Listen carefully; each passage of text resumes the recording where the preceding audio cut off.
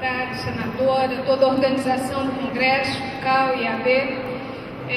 O tema que nos traz aqui, sem dúvida, é um tema de muita relevância e de interesse de todos nós, né? Não só nós que atuamos na área da cidade, como arquitetos e urbanistas, mas a sociedade de forma geral, porque nossas cidades chegam a um estado de tensão e de caos que não nos resta nenhuma outra alternativa a não ser enfrentar e superar os problemas.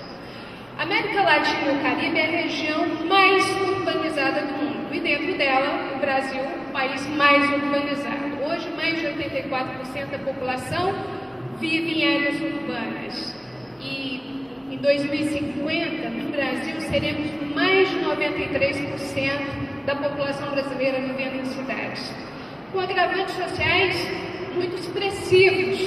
28% da nossa população urbana atualmente vive em situação que é considerada pelos organismos internacionais como uma situação de precariedade subnormal, em áreas de favelas, com problemas de infraestrutura, com má qualidade de habitação, com dificuldade de acesso aos serviços urbanos e à infraestrutura urbana de qualidade. A pobreza brasileira, em 60%, está concentrada nas cidades. 40% da pobreza brasileira nas áreas rurais e 60% da pobreza brasileira nas cidades. Lembrando que o pobre urbano vive situações muito mais críticas do que o pobre rural. O pobre urbano não tem um quintal para plantar, para colher, para criar uma ave, para ter um ovo, para ter uma alternativa de sobrevivência, a não ser aquela da busca do mercado de trabalho, da produção, da inclusão no mercado de trabalho propriamente dito. Então nós temos, somando a esse cenário social gravíssimo, um cenário ambiental também bastante grave. 90%, senador, do que é retirado da natureza hoje é utilizado para a produção dos espaços urbanos. O piso, o teto, a parede, as cadeiras, os equipamentos eletrodomésticos, a pavimentação asfáltica, a energia, a água. 90% do que se retira da natureza é destinado para a produção, uso e consumo das cidades. 60% disso, aproximadamente, em algumas regiões 50% disso vai para a construção civil. E 27% do que vai para a construção civil vira resíduos. Nossa forma predatória de consumir a natureza e produzir cidades é inconcebível ao ponto de nos tornarmos já sem condição de sobrevivência a longo prazo e ainda promovendo cidades de péssima qualidade social, sem oportunidades iguais, cidades que não são democráticas. Poxa, temos um enorme problema para enfrentar, e esse enfrentamento não é feito apenas pela área pública, é feito fundamentalmente pela área pública, mas é um enfrentamento que deve ser feito de forma compartilhada entre sociedade, governo, organizações sociais, a área privada, as academias, a inteligência tecnológica. Então é momento de uma grande articulação em torno de movimentos que mudem o ritmo predatório e excludente de produção das cidades que temos vivido e temos sido responsáveis.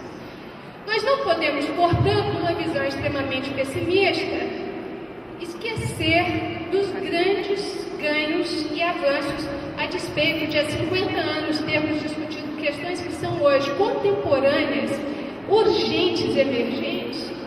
Nós, nesse tempo, caminhamos do ponto de vista institucional com positividade em alguns aspectos.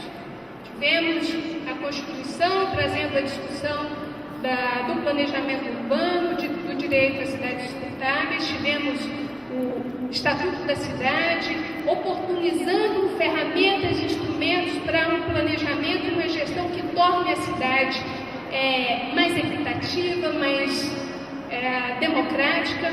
Tivemos várias políticas nacionais sendo aprovadas, políticas importantes, como a política de mobilidade, a política de habitação, a política de resíduos, a política de saneamento, avanços agora em discussões na política metropolitana. Então nós não podemos deixar de observar que, em alguma medida, nos movimentamos no sentido de superar os problemas. Mas chama atenção aqui a 3 questões que, se não cuidadas imediatamente, com todo o acúmulo e todo ativo que nós conquistamos, nesse exercício de definir políticas públicas, obrigar o planejamento, trazer a discussão do acesso democrático à cidade, trazer a discussão da qualidade de vida nas cidades, se não tivermos atentos a 3 questões fundamentais, e aí chamo muito a responsabilidade do poder público estar atento a isso, talvez os passos que possamos dar não sejam suficientes para garantir a sobrevivência da espécie humana, principalmente na opção escolhida pela maioria da população do mundo, que é viver em centros urbanos. O primeiro nós precisamos entender o território urbano de forma integrada. Ainda que a política habitacional e que os significativos investimentos públicos para a habitação já tenham promovido mudanças quantitativas, nós padecemos da visão fragmentada e setorializada que impede o desenvolvimento racional, qualificado e responsável. Em muitos municípios brasileiros, os mesmos atores foram provocados a discutir e fazer seu plano de diretor, seu plano de habitação, seu plano de saneamento, seu plano de resíduos, seu plano de mobilidade, seu plano de zoneamento costeiro, seu plano da Mata Atlântica.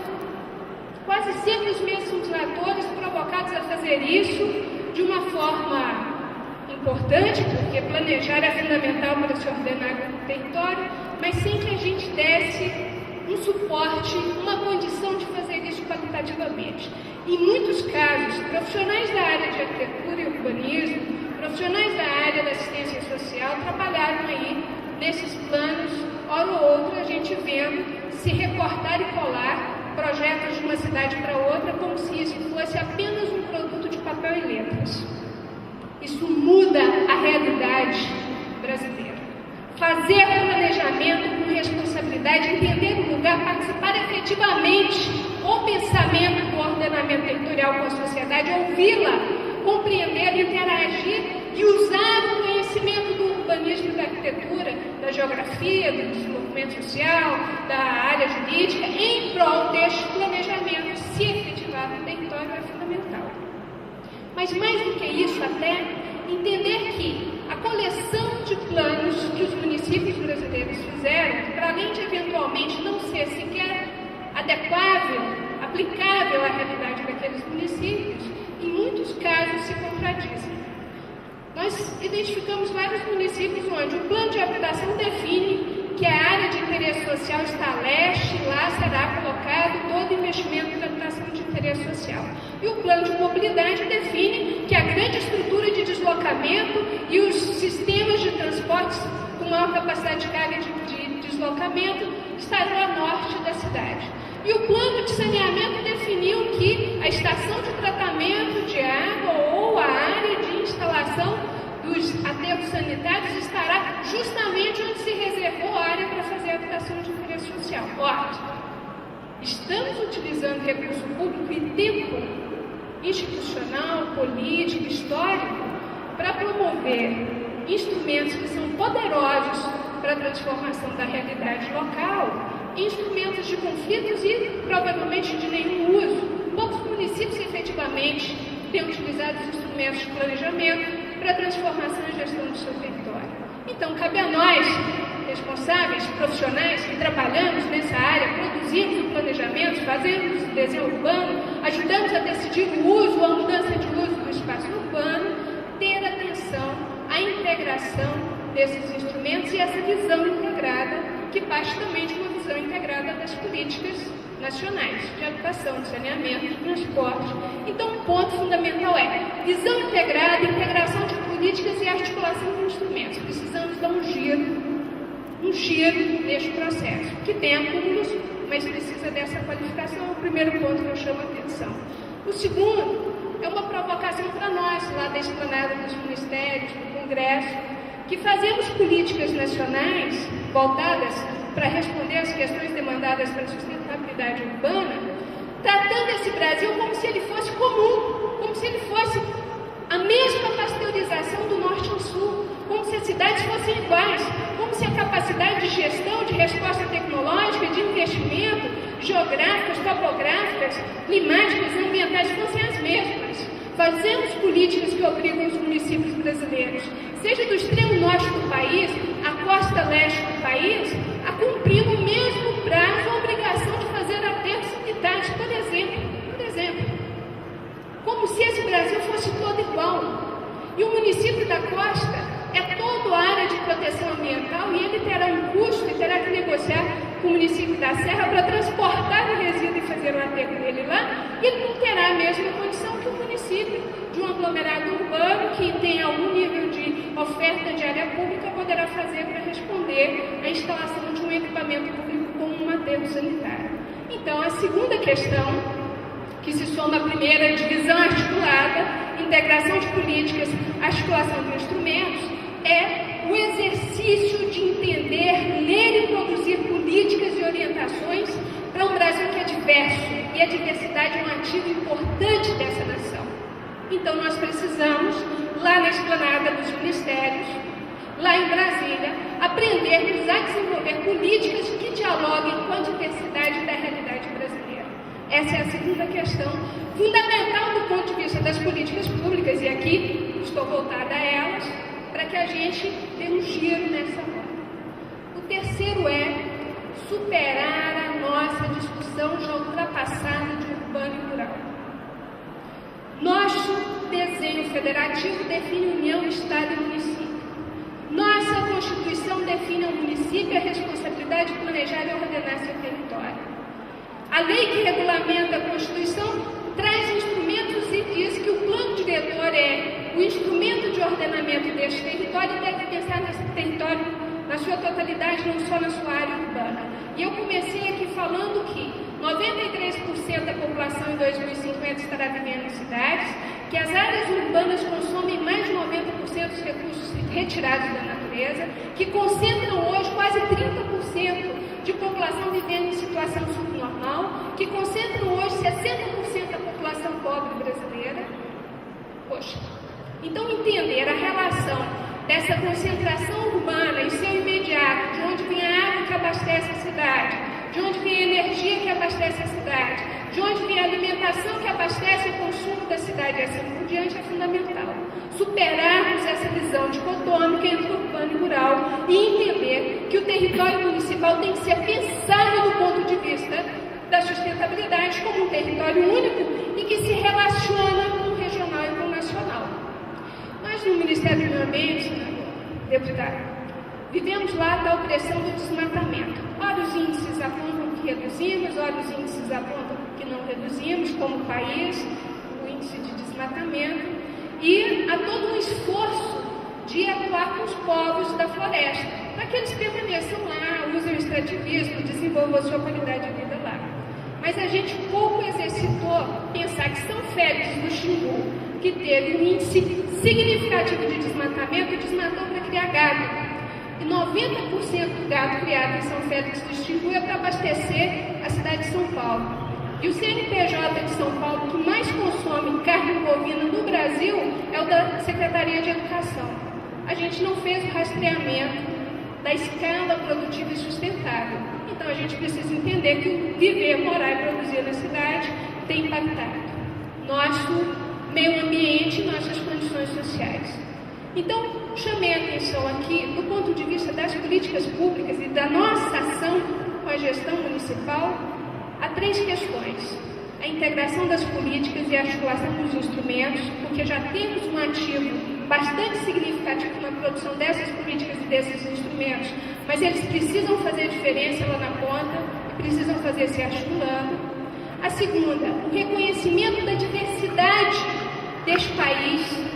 Uma cidade no interior do Pará é bastante diferente de uma cidade do litoral sul do país. Então, como é que vamos tratar políticas que dialoguem, que incentivem, que pensem do ponto de vista do orçamento, dos investimentos do programa, atender essa diversidade, a não pasteurizar a oferta?